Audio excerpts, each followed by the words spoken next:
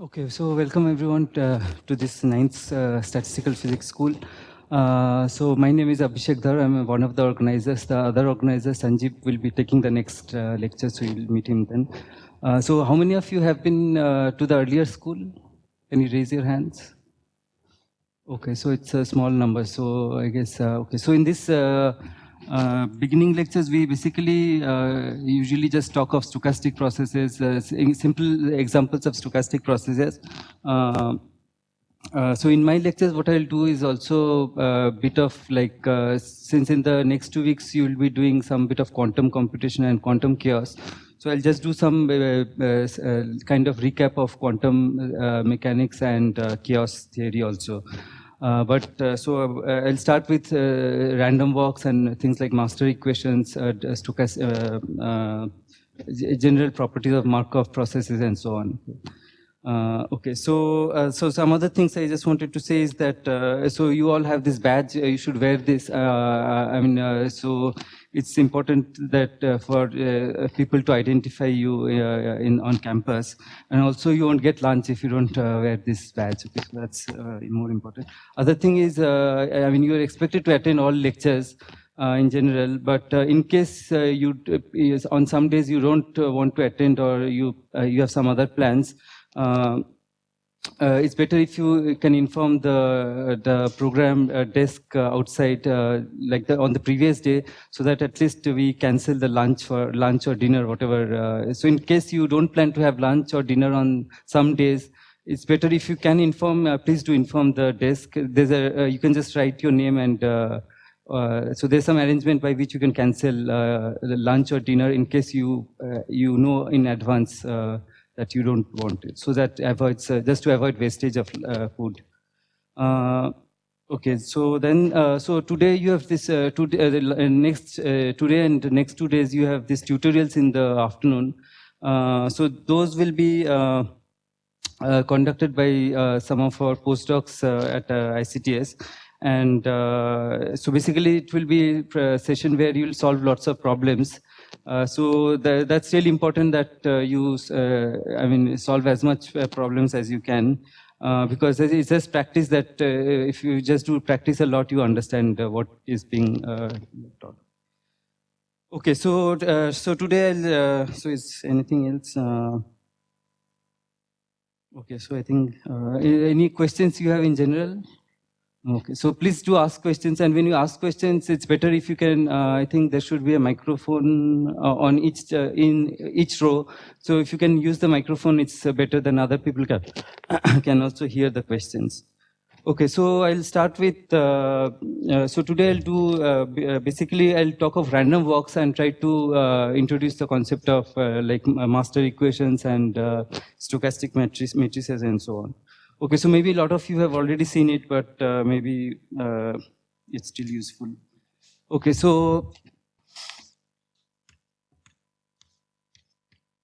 random walk is kind of one of the simplest examples of a Markov process.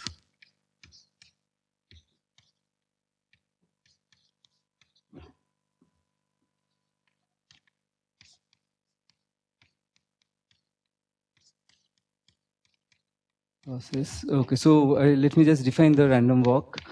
So basically, so it's we define it on a let's say 1D random walk. So this is on a lattice. So you have a lattice 1 minus 1.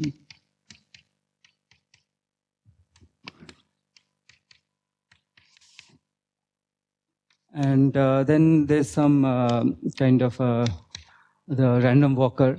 Who is basically like at every time step he or she does a random walk. Takes a random step. So with some probability it moves to the right. Let's say probability P, and with some probability it goes to the left Q. And then there's also a probability that it does nothing. Okay, so so P plus Q is not 1. So in general, with probability 1 minus P plus Q, it can just stay here. Right. So and then it keeps doing that. Like every time step, it keeps taking this step, either stays or goes to the right or left. And then we ask, so after n steps, is at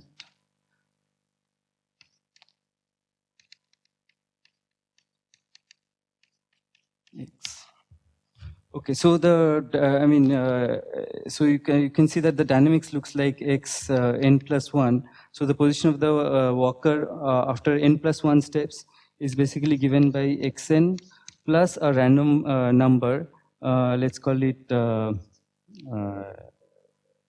zn, where so zn is a random number, and if I use these rules, it basically says that it's plus 1 with probability p equals to minus 1 with probability q, and equals to 0 with probability 1 minus p plus q.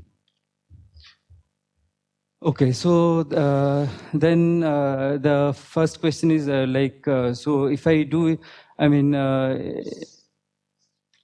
if I look at the trajectory of the particle, so this is time and this is space.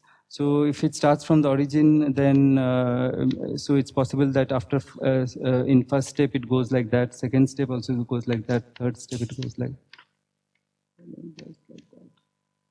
Okay, so this is 1, 2, 3, 4, 5, 6, 7 steps trajectory. So after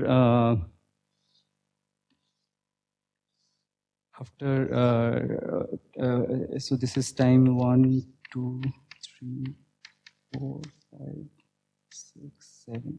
So after time 7 time steps, it's at position 1, 2, 3. Okay, so this is one possible realization. Then there can be other realizations where it lands up some after the same time it lands up somewhere. So one question is, after n steps, what is the expected position? Right. So what is the expected position? So it can after n steps it can be in various places, and we ask what is the on an average if I do many such if I start from the same point and do the walk many times, then after n steps on an average where is it, right? So this is the simplest question one can ask. So this we can see from this rule that xn is basically given by sum over zn, and so xn average is equal to what? Huh? No, is it 0? Oh, see, you just have to use this. I mean, so this is equal to, of course, sum over average zn. And each step is an independent random variable, right? So you just have to compute each step average. So what is each step average? Each step is a random variable which can be 1, minus 1, or 0. Right? 1 with probability p, minus 1 with probability q. So what is this average? Huh? This is p minus q, and there are n steps, right? So sorry, this I should write L.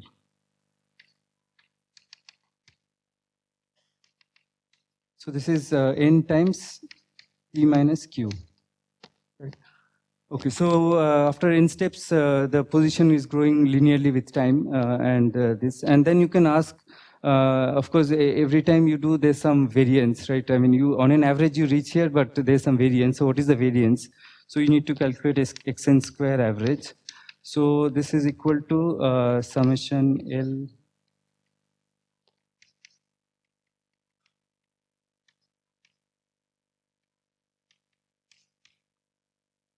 average. Okay, and then it's useful to break this up into two parts. One is L equals to 1 to n when L equal to k. So that's let's say ZL square, and then when it's not equal to k, so there are two terms. So ZL, ZK. Okay, so this is equal to. Okay, so what is this ZL square average?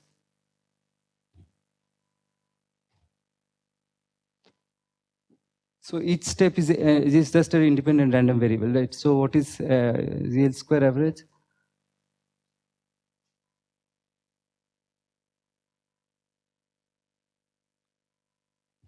see, z is a random variable with which can take these values, right? 1, -1, or 0. So square can take 1, 1, or 0. And with probability p, so p plus q. It is just p plus q. 1 with probability p, 1 with probability q, so that's p plus q. So this ZL square, in each step it's p plus q. There are n steps, so n times p plus q. And this, okay, so now each step is uncorrelated, right?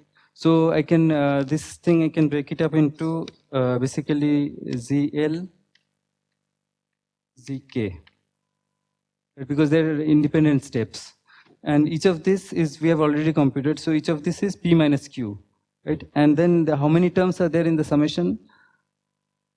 N square minus n, right? Total number of terms was n square, and I've already taken out n terms, so n square minus n terms, all of which are equal to P minus Q. So that's n square minus n into P minus Q. Okay, so this is xn square average. So therefore the variance xn square average minus average square, that's equal to, so this minus square of this.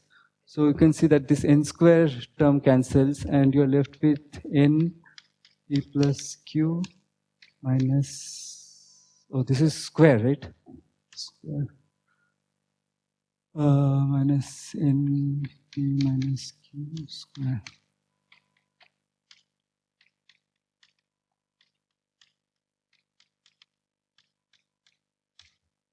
Okay. Okay, so now, so the mean goes as n and the variance also goes as n, right? So that's the important property of random walk, that the variance always grows with n. So in particular, if for, let's say, p equals to q equals to half, which is the usual unbiased random walk, so for that case, we get xn average is 0. And xn square average is equal to, so if you put half, that's 1 and this is 0, so that's exactly n. Okay, so on an average, you just stay where you are, but like your the distance you can travel kind of grows as root n. Right? So it's very slow kind of spread of the. Okay, so so this is the first important property of the random walk. The mean is 0 and the variance grows as n. And if there is a bias in your walk, then the mean, of course, is moving with a constant speed, and the variance is growing as with time. So if you have any questions? Okay, so this is like time, right? So it grows with time.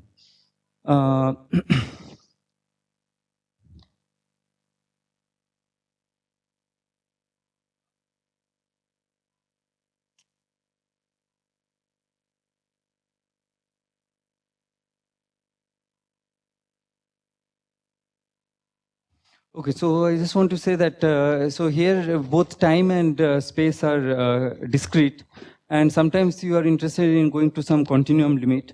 So then to do that, what you have to imagine is that this corresponds to some length, so the lattice points have some length scale. So this is just the distance between points, and each hop takes some time, right? So let's say you say that each hop takes some time tau. Okay, so in that case, what you can, so then this right now, these are all dimensionless objects, but you can get dimensionful objects by defining, let's say, x equals to x times a, and time as n times tau, in which case this first result, so we had xn average is equal to n times e minus q. So if we multiply by a, then we get x average is equal to, so this is n into, let's say, tau, and tau e prime.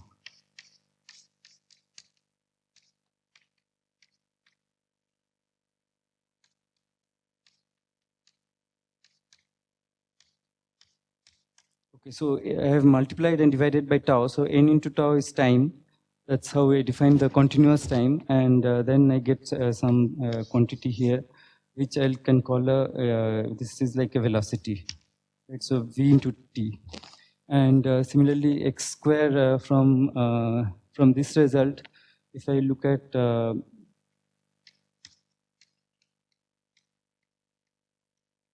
that will be equal to basically n a square by tau.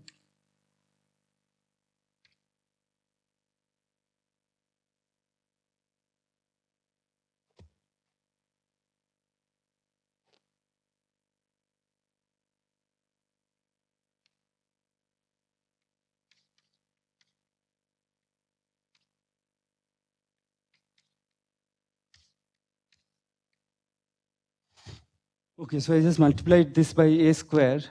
So I got a square here, and this goes to continuous. So small x means dimension variables. So it's in continuous space. And this is a square and multiplied and divided by tau. So I get a square by tau. And then this thing is has the dimensions of a diffusion constant, right? So this is, we'll call it 2D. Okay, so if you want to go to like continuous space, continuous time limit, so continuous.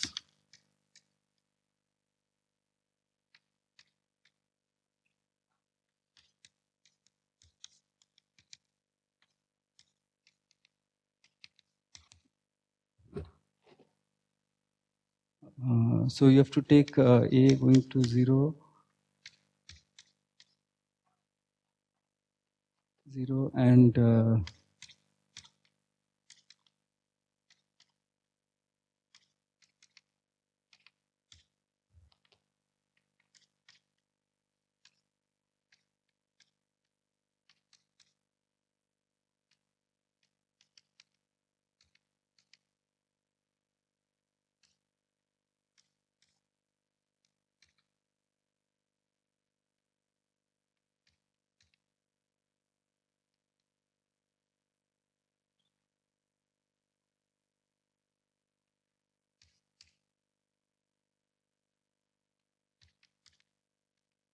okay, so this corresponds to like going to the continuum limit.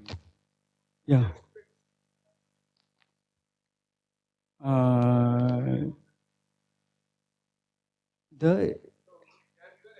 That's equal. No, so you will automatically, so okay, if we will compute the distribution, but even if it's the individual steps are discrete, if you take this continuity, you will automatically get like a continuous distribution, which is the Gaussian distribution. So individual steps might be, it's like basically the basic point is the like, see what you're doing here is, this is a sum of like large number of random numbers, right? And then there's a theorem which says that eventually, I mean, in some scaling limit, this will always go to a Gaussian distribution. Okay, so irrespective of what this distribution is, this distribution of, it can be a just discrete A or a continuous distribution.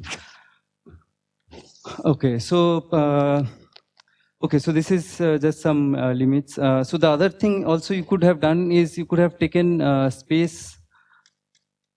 Space is still discrete, but time is continuous.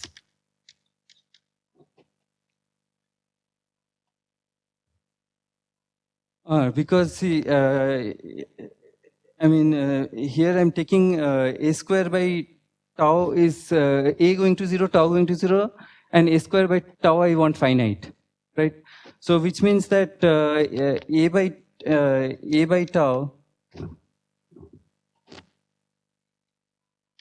right here, no, so I'm trying to explain why you need this epsilon also to go to 0. Okay, so the reason is because, see, a by tau itself is large because I'm taking a square by tau going to a constant. That's what I want, right? So if I want that means a is going to 0, which means that this is a large quantity, right? So this is actually becoming large. So therefore, if I want to get a finite velocity, I have to take multiply by epsilon and also take that limit going to 0. Then I can, so I need both these things to get a finite velocity and a finite diffusion constant.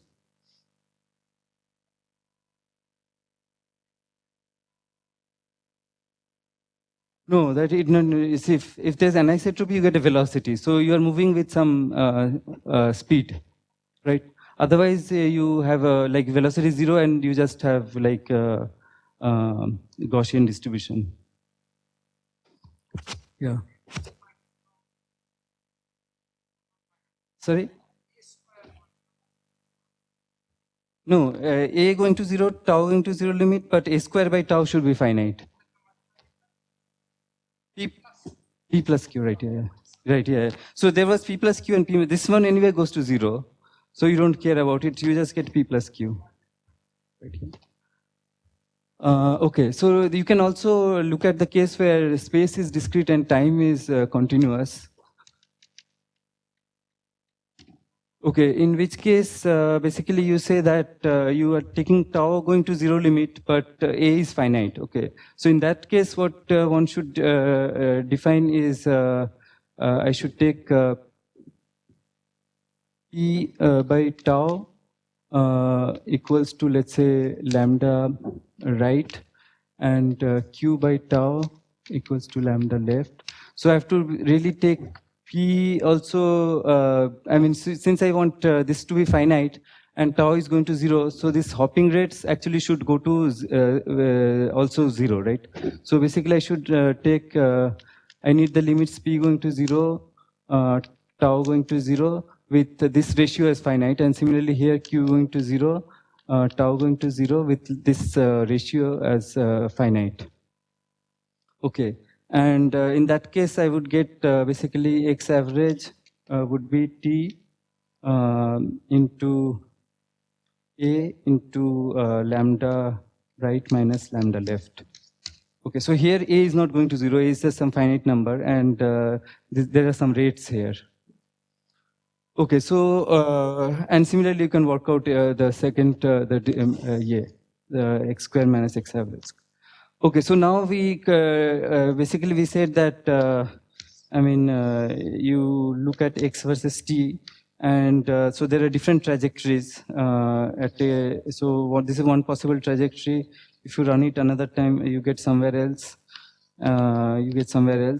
And on an average, you land up somewhere. So this is you land up somewhere, and then there is some variance of where you can land, right? So this is kind of the variance, and the mean could be at 0 or it could be at some point. Now you can also ask what is the distribution of the full distribution at time t, right? So p of x n, let's say in the discrete case, you're interested in what is the probability I'll land up at position x after n steps, right? Okay, so yeah. No, I didn't say, here I am not using P. So this was the only example I said, there you get this. But in generally, I'm not taking P equal to Q.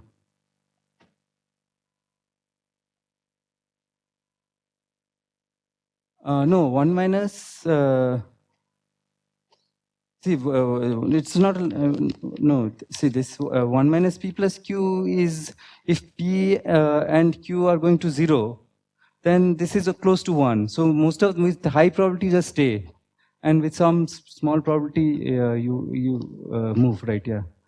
See, this is because basically when you try to go to continuous time, like you want to ask in some small time dt, what is the probability you make a move, right? So it should be proportional to dt. So it's like some rate of moving times dt. So lambda dt is basically the probability of moving in time dt.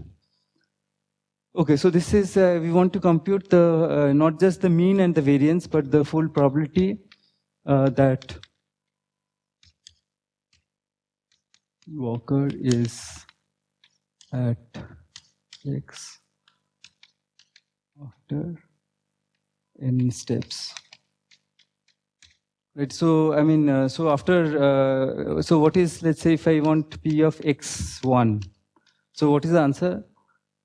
P of x1? For let's say for the usual random walk with equal probability half and half on both sides. So what is P of x1? Huh? P. What is P? No, so see, this is a distribution in X. So I have to specify the probability of being at X equals to 0, 1, 2, -1, and so on, right? So this is a distribution in X. You had a question. No, I'm doing now, so when I put capital X and small n, this means discrete space and discrete time. Okay, so so now I'm asking, I'm doing just random walk.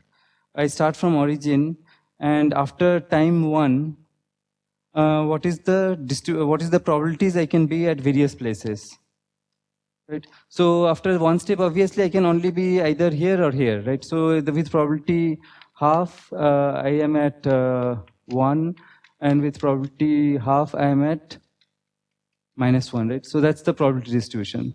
Then after 2 steps, basically I can be at, let's say at, so what are the possibilities? I can, yeah, 2, 0, -2. Right? So, yeah, so at -2, the probability is 1/4. Right? I have to take 1, 2, both steps half. So half probability, so 1/4.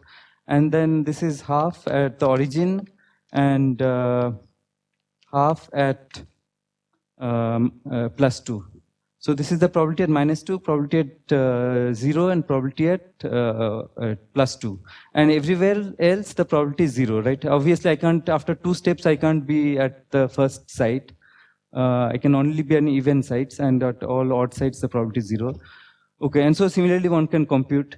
And this probably, okay, so you can do this, there's a combinatorial method of computing this, which I won't work out. I think most of you, is there anyone who, I think everyone has done that. So I won't work out, we'll try to derive this result by solving some evolution equation for P. Okay, so,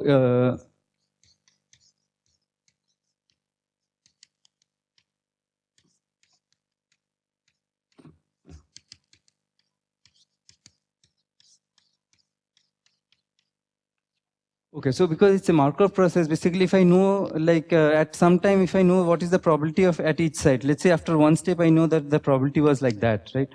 So then in the next step, if I ask what is the probability it's here, obviously it's the probability it was here in the previous step times the probability that it jumped here, right? So I'll basically use that idea. So if we ask what is the probability that at time n+1, it's at site X, okay, so now we go back to our PQ general model. So, okay, so the probability that it's at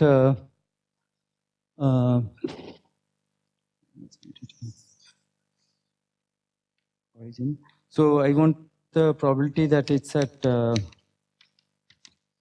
some site X at time n, right? So then in the previous time step, it must have been either at x-1 or x+1, right? So basically, so if I have to ask what is the probability it was at, let's say x+1 previous time step, and then I multiply by q, right? And then plus p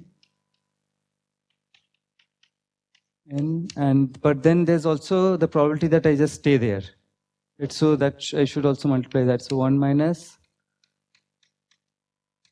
probability that I was at xn already, and then I just stay there. Okay, so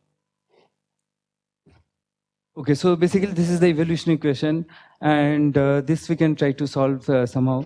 Okay, so before solving this, I'll also basically do these two other things. We'll try to go to this time continuous limit and then the space and time both continuous limit. Okay, so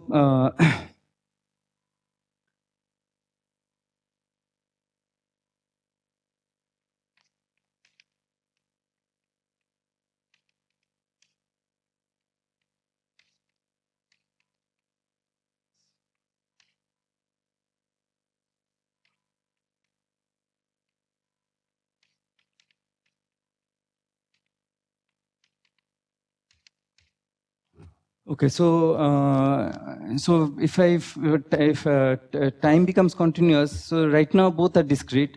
If I want to make time continuous, obviously I have to left hand side should be something like del p del t, right? A derivative in time. So this is like time. So so I'm going to introduce n tau is the time variable, and so what I should do is p of x n plus 1 minus p of xn. Right, so this is like, and if I divide by tau, that will give me the, basically it will give me del p del t. Okay, so so you can see that there's a p already here. So if I can just bring it that side, and then what I'm left with is q p x plus 1 n minus this one p xn plus q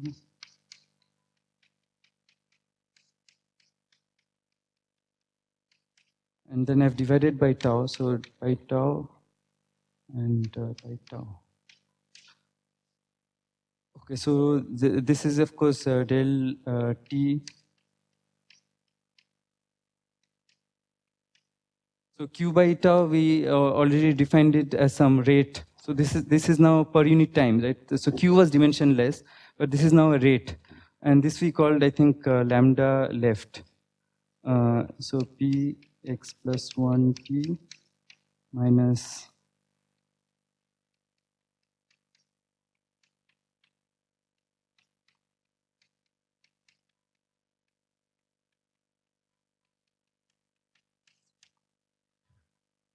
okay, and this way, or sometimes it's useful to write it in this form, lambda L P.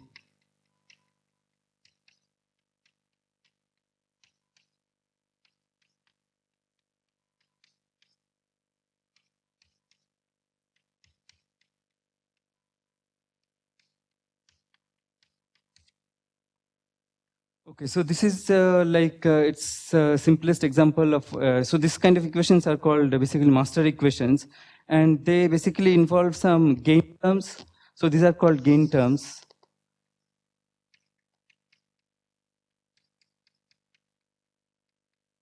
And this is like a loss term, right?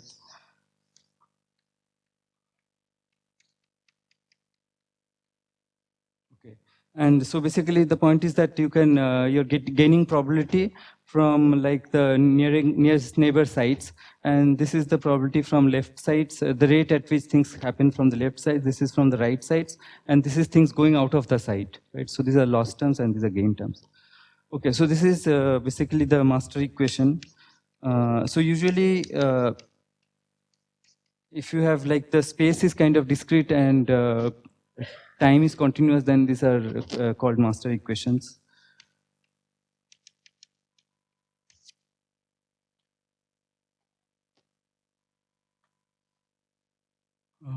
Okay, any questions?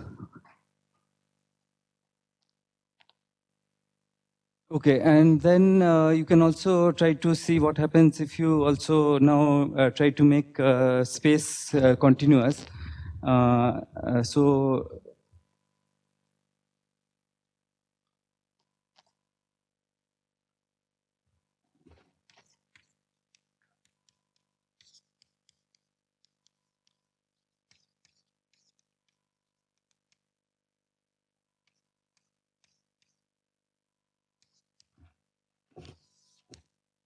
So we then define x equal to x.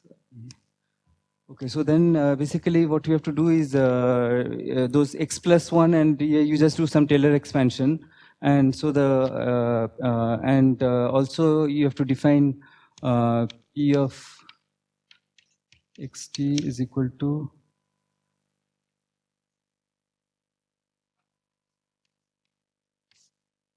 okay, this is not really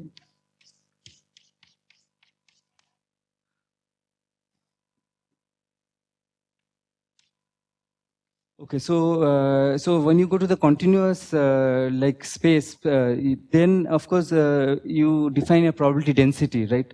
So basically now this object you're dealing with is a density. So this was a probability. So this was something which at each site is a number between 0 to 1, right? But when you when you go to the continuum limit, you have a probability density. So this has dimensions of 1 over length, right? Because once you go to the continuum limits, you require that pxt this is equal to 1, right? So for the discrete case, what you had was px sum over x must be equal to 1, right? These are probabilities which sum up to 1. But in the continuum case, it's an integral which is integral to 1. And this has dimensions of 1 by x. So this can be greater than 1, right? This is a density. And this is a probability, it has to be 0 to 1. Okay, so this is the conversion. And then you just look at that equation, you get del Tp xt is equal to, so we had lambda L, and then so we expand the P of x plus 1 in a Taylor Taylor series, and then you'd get lambda L minus lambda R.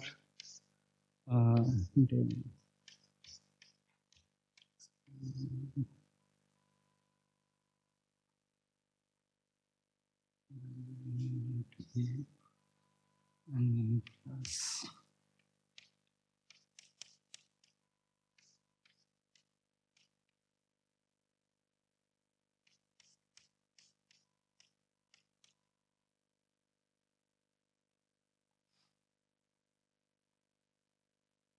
okay, and then you have to again take the limit a going to 0 and in such a way that, and lambda L going to lambda R in such a way that this gives you the, so this is the velocity, and this object is the diffusion constant. Okay, so what you get finally is del Tp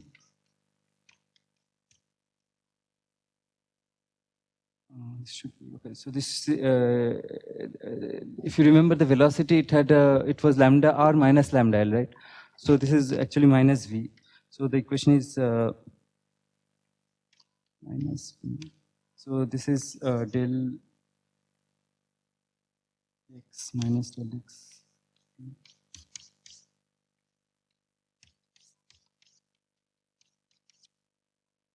Okay, and oh, sorry, yeah, so a square by 2. Yeah, thanks. So I hope that expansion is clear, right? So you just so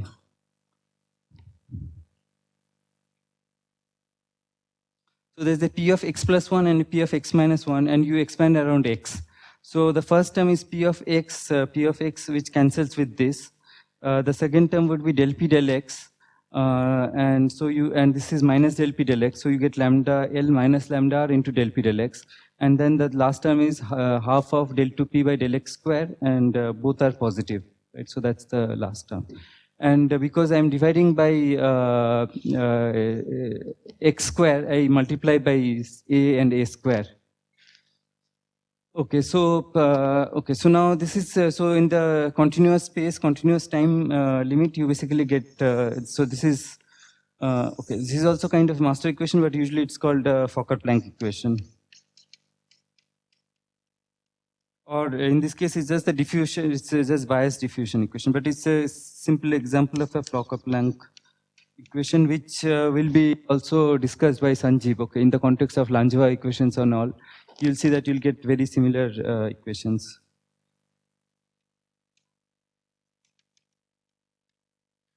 Okay.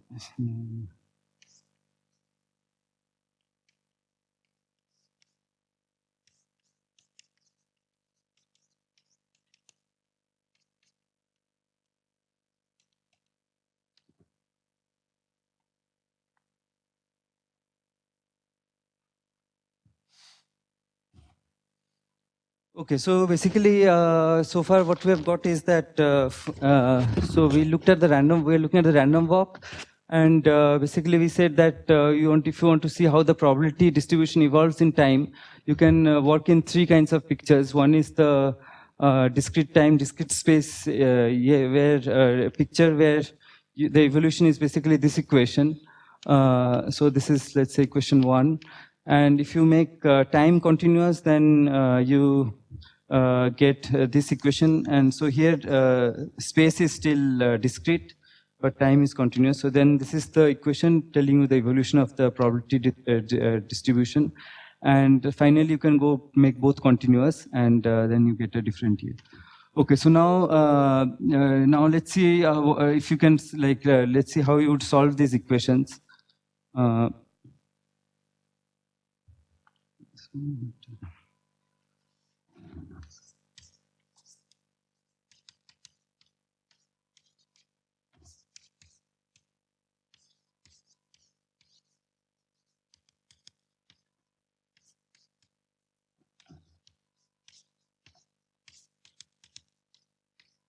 Okay, any questions? I mean, so if you have small doubts, you can ask now, because afterwards, these things are simple. So you should make sure everything is completely clear. I mean, yeah, yeah.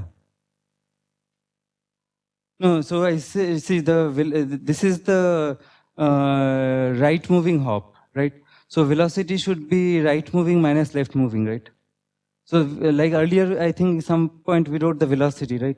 Which was lambda r minus p minus q, right? It's not q minus p. So because it's the positive, like you define velocity in the positive direction, right? So therefore that's minus v. Lambda L minus lambda R is minus v. So this is correct.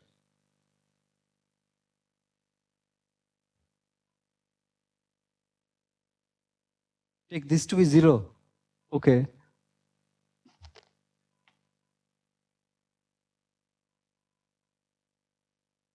If you integrate over space. Yeah, if you integrate over space, this is 0, right? Because it's a total derivative. If you integrate over space, it's boundary term, and then p is 0, so it's 0. Whether it's positive or negative doesn't make a difference, right? It's 0 either way. I mean, of course, this term can easily change sign, right? Lambda can be greater than lambda, or depending on the which is greater, it can be positive or negative. But given the convention, it's v. Given the convention that positive means in the plus x direction. Okay, I mean, see, this term is basically, if you forget the diffusion, then this is just saying that, I mean, this just corresponds to del Tp plus del x of, I mean, this entire equation, okay, so let me just write it. This equation has the form basically del Tp xt is equal to minus del x of a current. So it's like a continuity equation basically, where the current is given by V times P. See, this is the usual drift current, right? If things are moving with a constant velocity, then velocity times density is the drift current. And then there's a diffusion current, which is minus d del P del x. So this equation that I wrote basically is in the form of a continuity equation, right? So this is the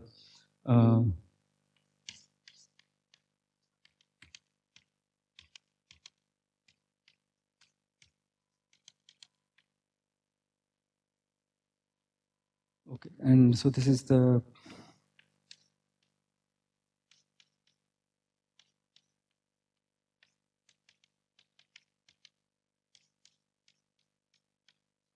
okay, so right now I'm talking of one particle. If you have a large number of particles, then if you multiply this p by n, that basically gives you what?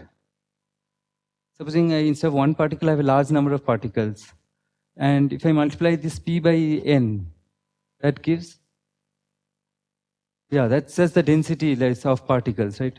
So then, like, it's like if you put a lot of ink at some point, how does it spread? That's the question we are asking, right? Each ink particle is doing a random walk, and then if you have a large number, but they are kind of independent particles.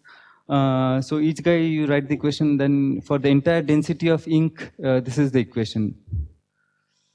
Okay. Any other questions? No, you can just take it as a definition. I mean, okay. I mean, I'm just calling it a master equation. What? Why master? He's asking why master equation. I mean, okay, master equations originally, I think they were like discussed in quantum systems. You have some rate of transitions and so on. But finally, I mean, it is just a name, right? I mean, call it a master equation. See, basically, I mean, we have like we have various states, right, of the system, and we are asking like how. So, and then the system can be in various states with some probability, right? And we are asking how does this probability change with time? And it changes because there is some gain of probability because things are like moving from some places with some transition rates, right? So you have to, when you ask what is the change at a point, you have to add like what are the gain terms. Those are all positive terms, right? So there's a gain term from, I mean, if it's at x, if there's a particle at x plus 1, there's a rate lambda L, it will hop to the site x, right? So that's like, you just gain in probability. And then also, if you are at this site, you can go out. So that's a loss of probability, right? So the probability you are here is going down. So that's why it's loss, and then you can come in. So that's just it. I mean, so there's some, like, in general, you can, there's transition rates from various states to a given state. And then there's a probability transition rates of going out, right? So these are all gain and these are loss terms. So, okay, afterwards we'll generalize this picture to general configuration space.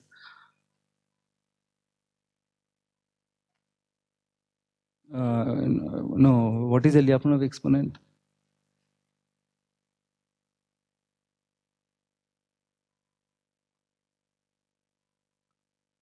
No, but see, I mean, I'm talking of a random walk, right? It's not a dynamical system.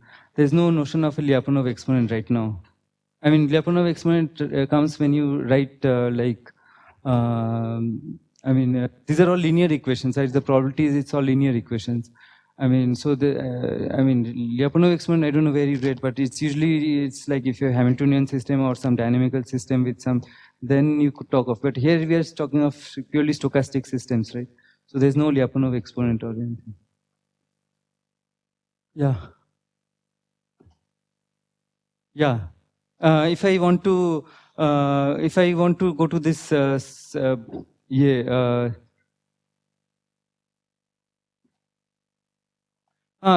but you take the limit. You don't set it exactly to 0, right? You take the limit that this object can still be finite.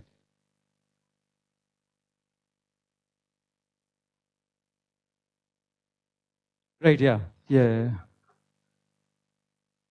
No, I mean, because finally you're even, no,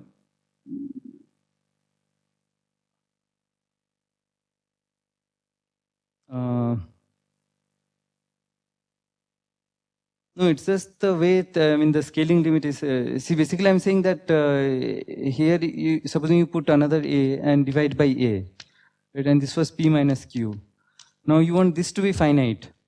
So then, of course, if this is finite and this is going to 0, then this also you have to take the limit. I mean, but then it's clear that you get a finite number in that limit. So, and it will give you the velocity. Right, okay.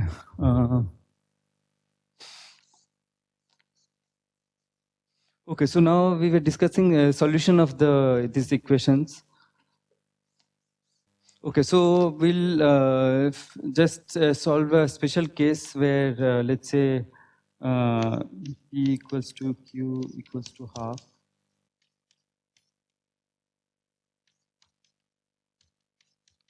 Which corresponds to lambda L equals to lambda R.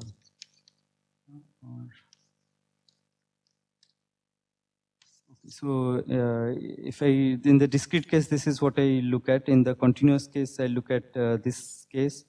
And in space continuous, I also put the velocity to be 0. Okay, so so the first case, let's say it's easiest to solve this equation in the Fokker-Planck equation, right? So then it's just del Tp is equal to d del x squared.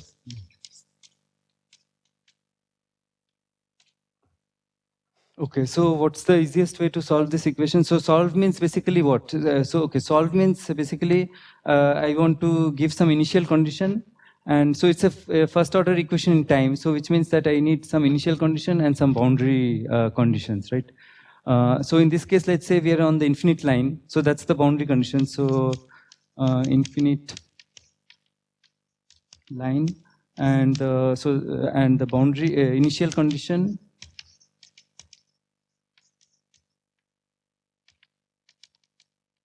is that P at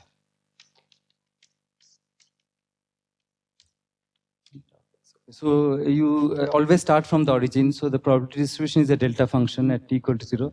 And then you want to find P of xt at all times. Okay, so what is the easiest way to solve this equation? Fourier transform, right? So basically you define P of xt is equal to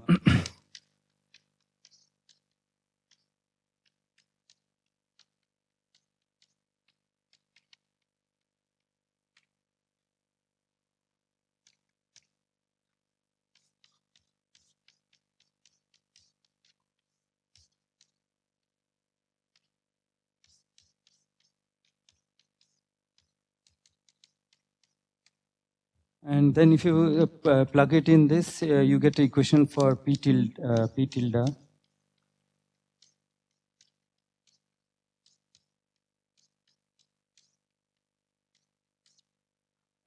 Right, okay. And this is a simpler equation than this equation because you have got rid of the derivative in x.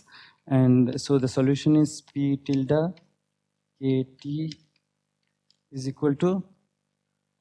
So what is the solution of this equation? It's just a linear equation, right? So it's just exponential.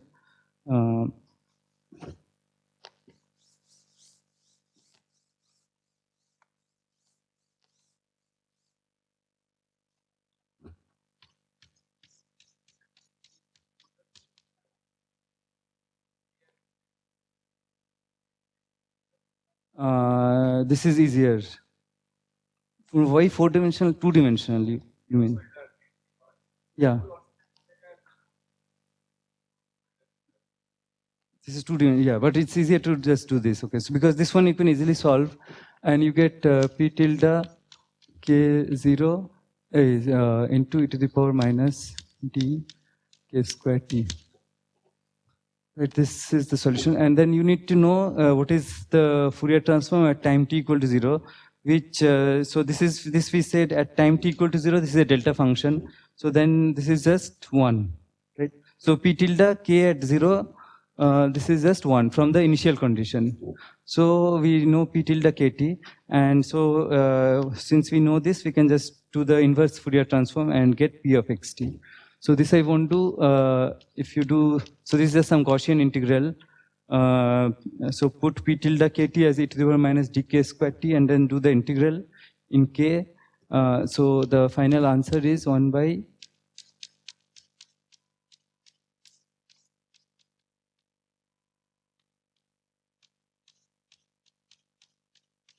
Okay.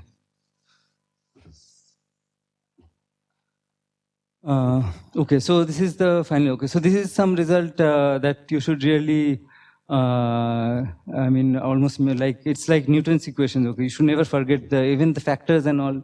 You should remember completely. I mean, this is of course this. If you know that it's normalized, I mean, this factor is easy. It's 4 dt here. So some properties of this distribution is of course that you can check x average is 0. And x square average, which is x square dx.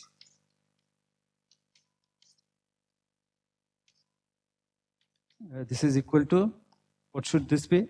If I do this integral?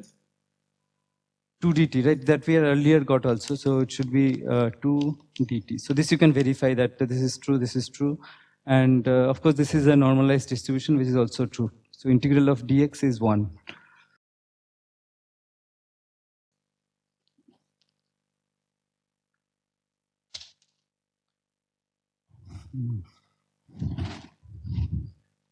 Okay. Okay, so like someone said that you can also do a double Fourier. So that is a homework. I mean, can you do it by double Fourier? Okay. Try solving. So how many people think it can be done by double Fourier transform? Okay, so some people think. And how many people think it can't be done? Okay, there's some people who don't think either way. So try solving by double Fourier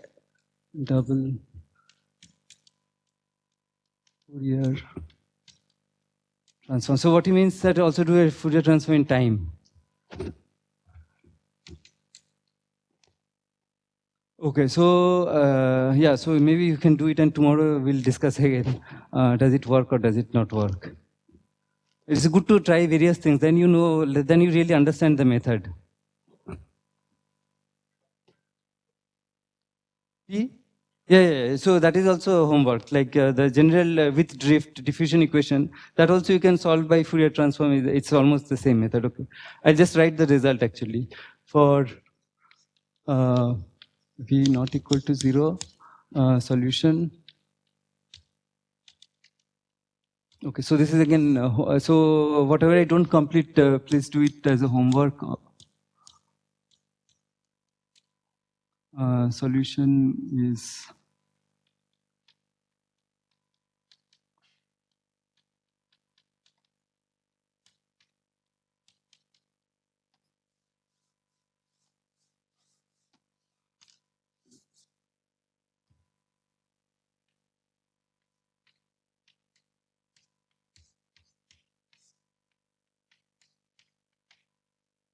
okay, so the only difference is now the center of mass of this distribution is moving with a constant speed, right?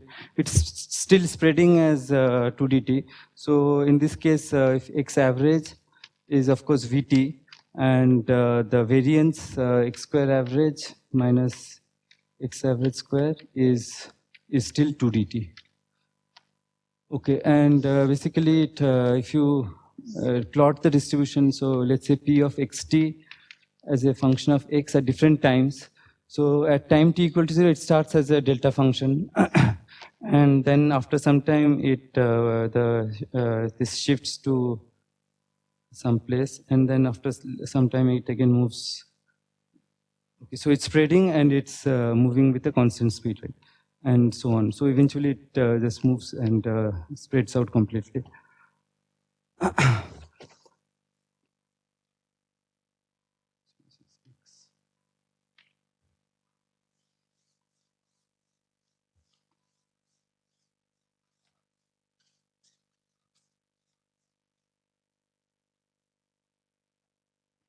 So I'm just plotting this function p of xt at different times. So at t equal to 0, it started as at t equal to 0, if you look at this function, it's a delta function, right? That's my initial condition. And then it's of course always a Gaussian distribution, except that the mean position is shifting, right? So I'm just drawing different Gaussian, and the width is spreading. So I'm just drawing at different times, right? So it's just moving and spreading. Okay, so what is a simple experiment you could do to see this?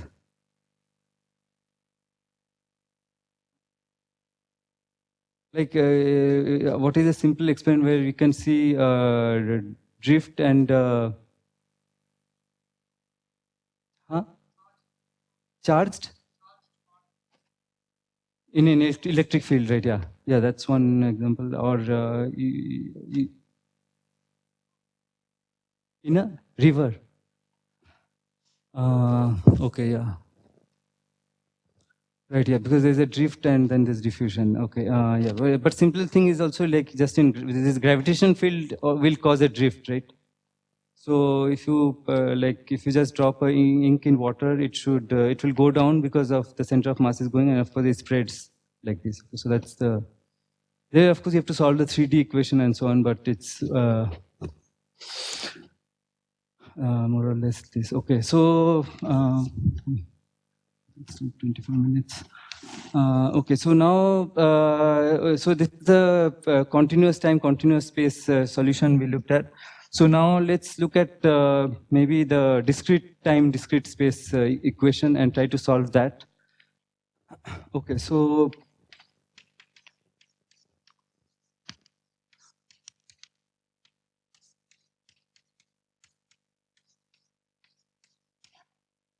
Okay, so there our equation again for this special case P equals to Q equals to half. Okay, so we won't do the general case. and on the infinite line, let's say. So the equation was P of x n plus 1 equals to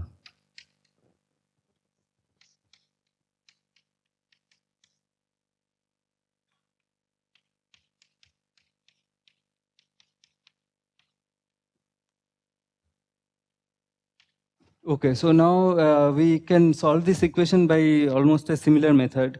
So instead of Fourier transform, we'll basically do, because now its space is discrete, so we should obviously do a Fourier series, right? So we'll define, let's say, P tilde theta n is equal to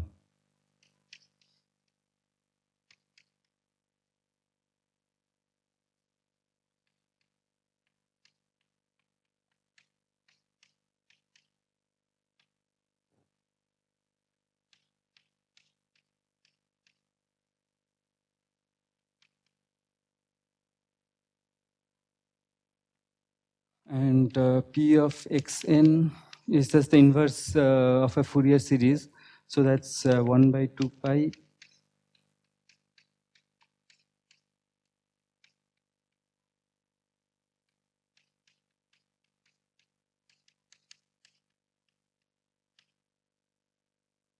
Okay, so this is just equivalent of the Fourier transform that I wrote, but now because x is discrete, so we have to write this. So we take this equation and basically multiply by e to the power I theta x and sum over all x, right? So then we basically get p on this side, we get p tilde theta n plus 1. So basically I'm taking this equation, multiplying by e to the power I theta x and summing over x. Okay, so then the first, this is a p tilde theta n plus 1. And out here I'll get, so when I multiply by e to the power I theta x, I can put a x plus 1 and then put e to the power minus I theta. So then this will give me e to the power minus I theta times p tilde theta n. Right, so this is just half e to the power minus I theta e tilde.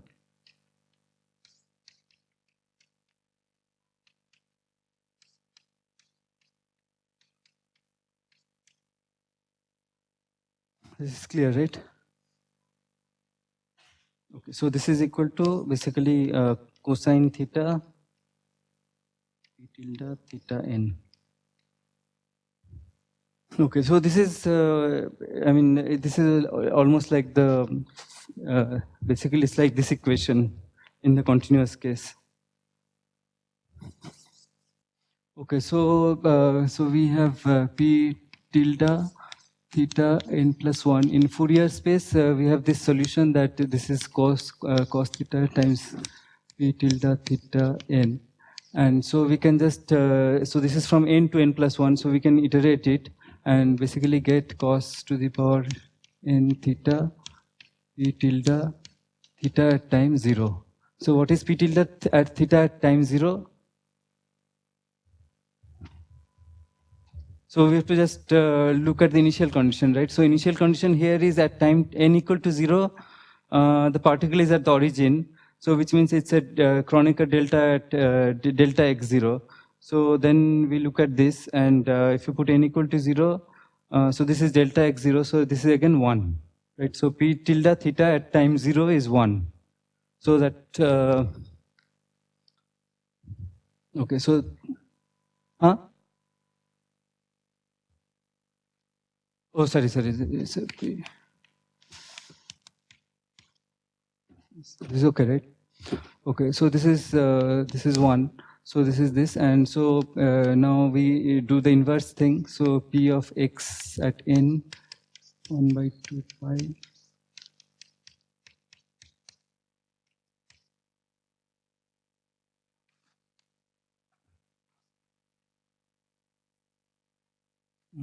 Cosine theta e to the power plus or minus minus. Is it plus or minus? Minus ix theta. Okay. Okay, so now this integral actually, okay, you can do it in various ways. Okay, so, but I'll just do it in one particular way, just to get some answer which you already probably know. Okay, so this you can write now as, so this is equal to 1 by 2 pi.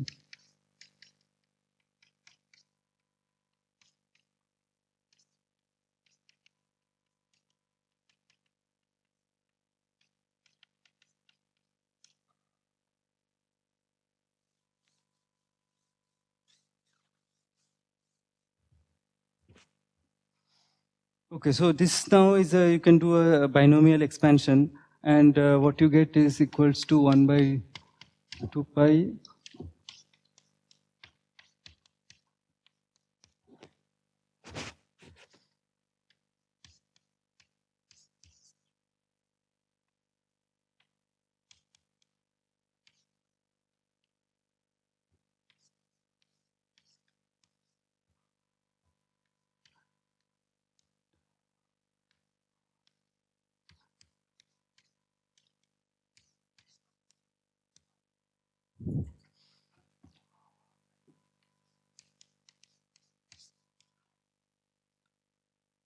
Okay, so this I just expanded this thing like this. Okay, so now I can do the theta integrals. Okay, and because it's e to the power I, so basically this is e to the power I theta, and inside it's 2r minus n minus x. Right, and then I have to do the, so this theta integral is basically this object, 1 by 2 pi minus pi to pi. Okay, so now this quantity is 0 except when this is 0, right? Because this is a periodic function. So therefore this is equal to, so the only case when, so this is 0, which means that r has to be equal to n plus x by 2. Right, that's the only case where this is non-zero. So out of all these terms, only one term survives, and that gives equals to 1 by 2 to the power n n c n plus x by 2. That's it, right? So this is of course equal to n factorial by 2 to the power n.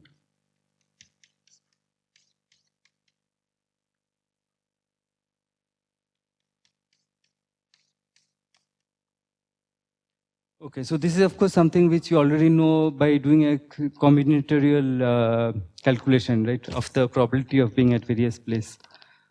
So this is you just count the number of ways you can go to a point X and look at the possible combinations. So if everyone knows how to derive this, is there anyone who hasn't seen this before? Okay, so everyone knows this. Okay, so this is, I mean, I just derived it in some different way. Okay, so this way, I mean, you might ask, like, why do we do it in this complicated way? But this is the so this way of in general, this method has like many other uses. Okay, so like if you want to do it in higher dimensions, you can still. This is very easy to generalize this. And then you can sometimes, if you want asymptotic results, this kind of representation is very good. Okay, so this in this case, I can do an exact, I can do the integral exactly and get a nice answer. In general, of course, like if I'm in 3 dimensions, for example, I can't do this integral. And then, but you can still get some like large n, large like various asymptotic results. You can use it to calculate other things. Okay, so that's why this kind of solution is useful in general. Okay, so I think in like one of the assignments in the tutorial is to start with this, and then like you have to take the appropriate limits of large n, large x, and then small a, small tau, and everything, and basically get the other Gaussian distribution that we get in the continuum limit, right? So you should be able to start from this and basically. Okay, so this is a tutorial I think you are supposed to do. I mean, in the A going to 0, tau going to 0 limit, I mean,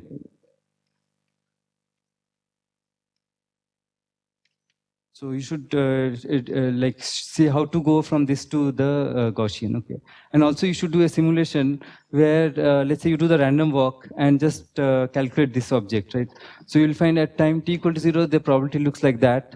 At the next time step, the probability looks like that, probability half-half. After the third time step, maybe it looks like that. And then after a long time, the probability will basically start looking, as longer and longer times, it will basically start looking like a Gaussian, okay? But then you have to like take the limits and everything very carefully so that you exactly get the Gaussian that we wrote there. So you should do this exercise. It's just good to understand this very precisely. That finally it should, in some way, if you scale things, you should get the Gaussian distribution. Okay, so this is of course I mean they're not exactly the same. In some limit, they're the same.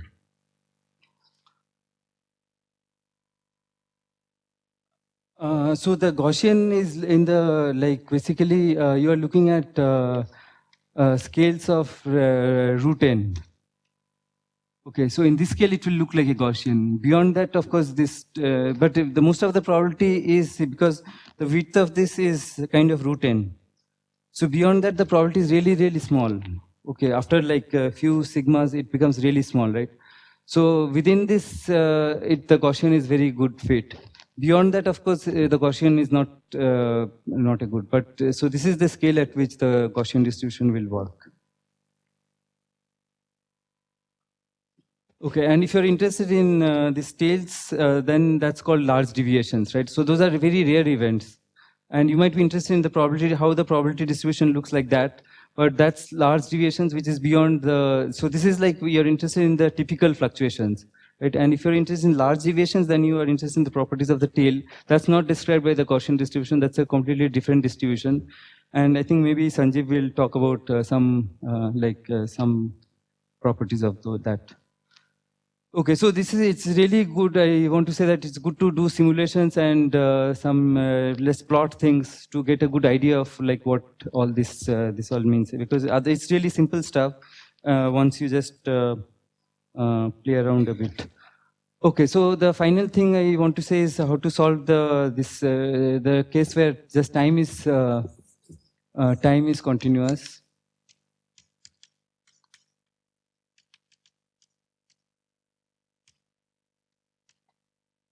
Okay, so so this equation is now del T P.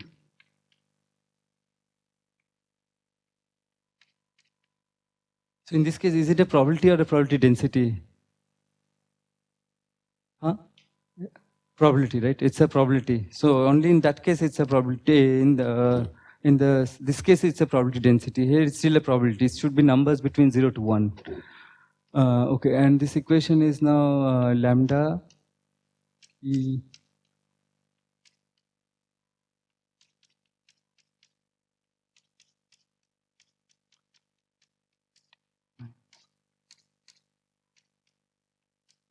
Okay, so I'm looking at the unbiased case, and so that's the equation. And okay, so again, what do I do now?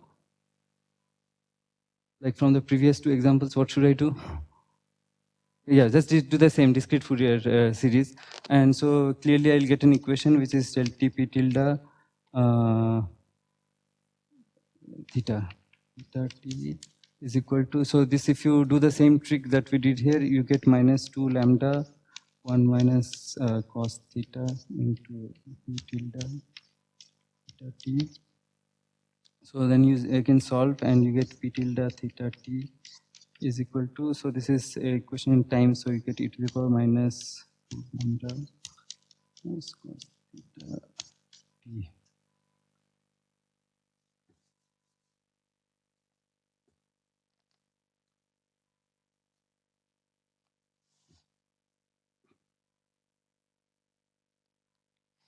Okay, so P of t.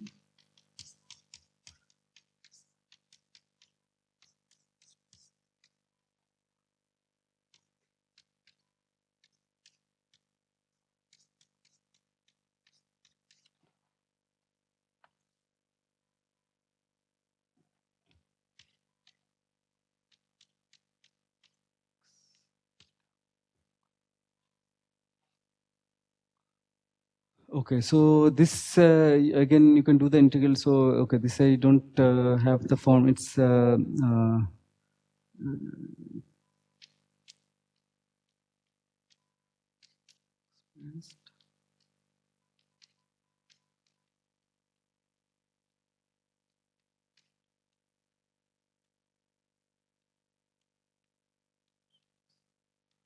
okay, so this can be expressed in terms of Bessel functions. Again, I'll ask you to basically, okay, so this maybe I'll give you the form later, but you can plot this function and then try to understand how, in what limit does it go to the this Gaussian distribution.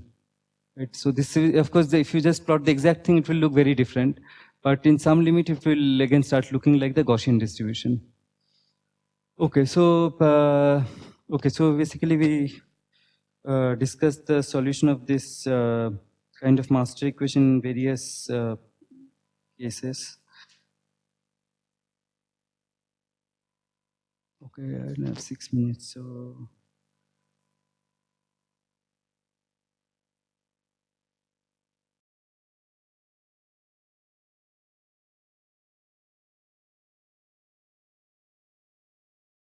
So basically what you can also like, okay, this one is, of course, if you write the exact solution, then you can take some limit and you can get Gaussian. But if you want to get the Gaussian from here, then if you, so you expect that it should be at large times. Okay, so at large times, then if when you do the integral, you expect that contributions from small theta, like when this is 0, so which one? No, so at large times, the maximum contribution will come from theta close to 0, right? So then you can expand. Yeah, so basically, yeah, that's right, yeah. So then you get e to the power minus lambda theta square t. And of course, if you then you can also change the limits from minus infinity to infinity, because anyway, you don't care about large theta. It's decaying fast. So, right, so large times you can see that it will go to a Gaussian. But when you do this kind of things, you have to be very careful. Like what are the like? It's not going to be true at all x. Okay, so it depends on some scaling factor. So you have to be careful.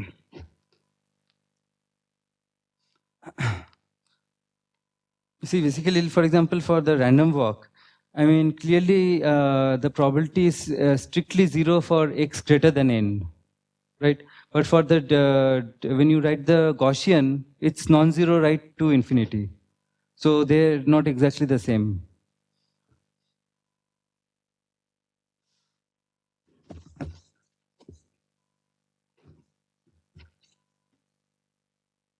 Okay, so now I just want to say that like this random walks is of course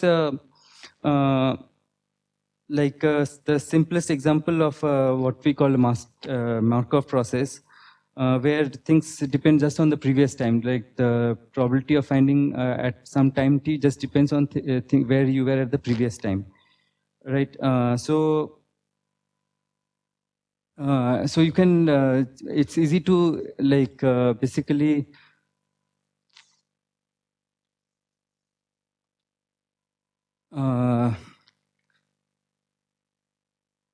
like extend whatever we say to general systems. Okay, so first I just want to point out something. So supposing this thing we were looking on the infinite line, but we can also look at on a like a finite lattice, right? So let's look at this master equation, but let's write it on let's say just a lattice of let's say 6 sides. Okay, and on this lattice, we have some hopping rates, right? So we have hopping rates, let's say lambda r, and then this is lambda L. Okay, so of course, then the equation is still the same. So we can still write del P xt del T is equal to x plus 1. So these are the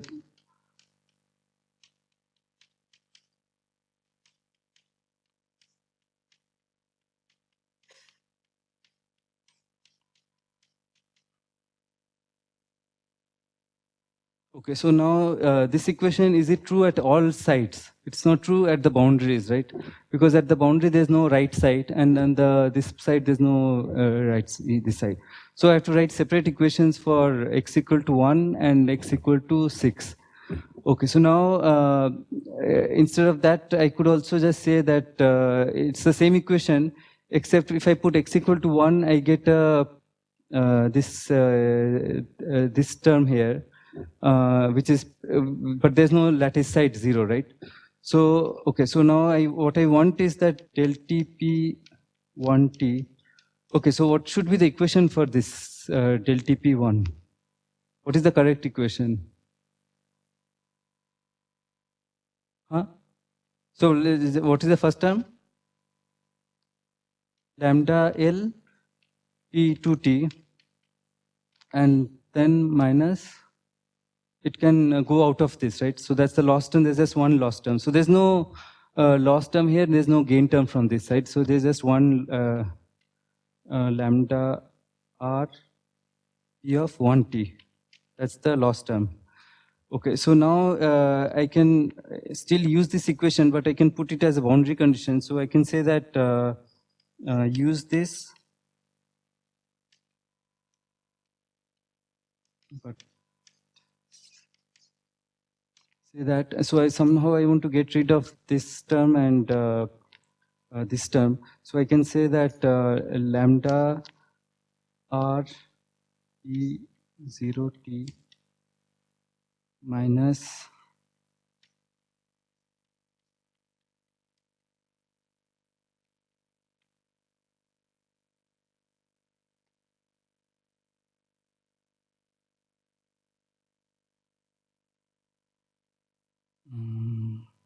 okay, so I can put this as a boundary condition.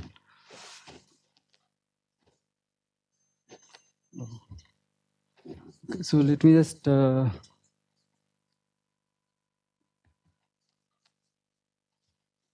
so I'll just complete by so okay, similarly at site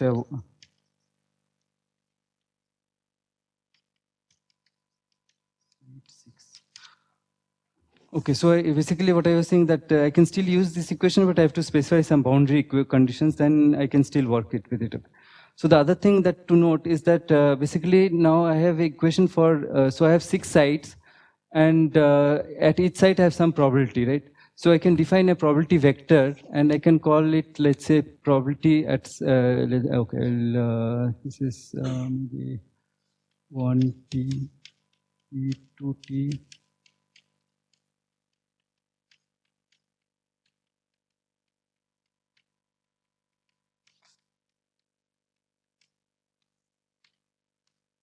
so basically, this equation, I can write it in the form of like a matrix equation, and it will have the structure. So in this case, the structure is, so let's just write it explicitly, and then we'll stop. Yeah.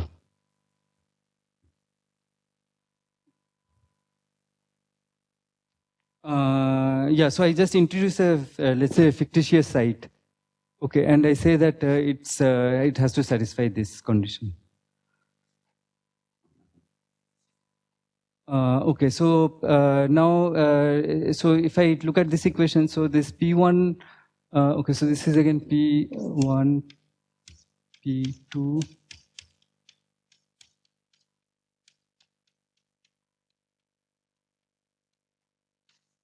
6. Okay, so P1, P is, so from here I can see that it's given by minus lambda R and lambda L, and then 0, 0, 0, 0. Okay, then the next term has, I guess, lambda R minus lambda L plus R, and then lambda L.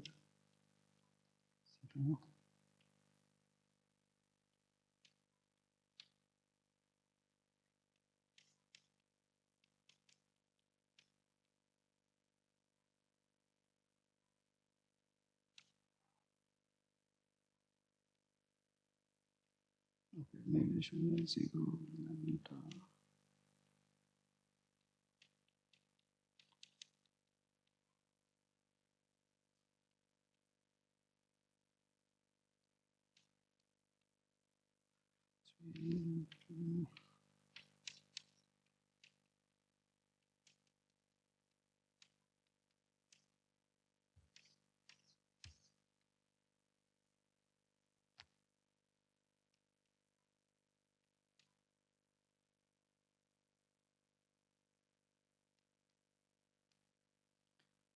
Okay, so this is the matrix that so this same set of equations for this process, I can write it like in this form, right? Okay, so which is basically saying that I mean these equations I can write it like del t p x t is equal to some.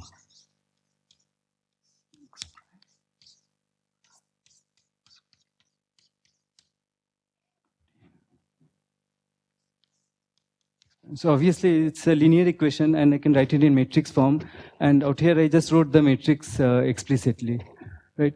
Okay, and then I can also write it in some formal vector notation. So this is like a column vector, which I can write as is equal to some matrix into ET. Okay, so basically I have a probability vector in this discrete finite space, and that is evolving by some linear equation like this. Okay.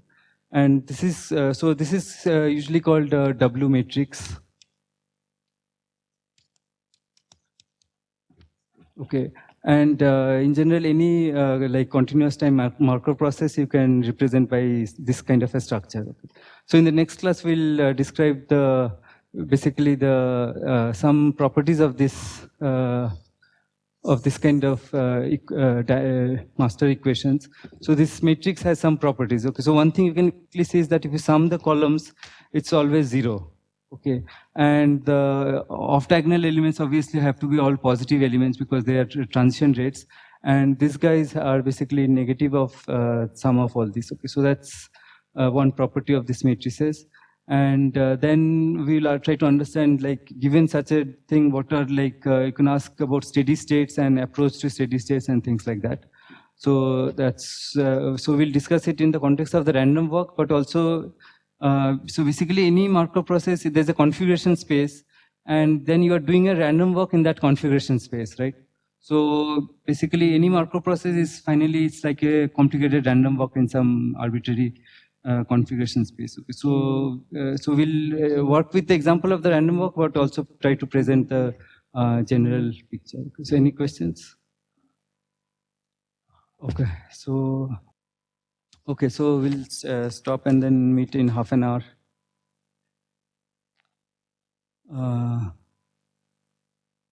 Okay, reference, I mean, I'll just put up my notes. I mean, that's reference. There are like, you can't find all this in one place. Okay, I'll give some references, maybe like general references later.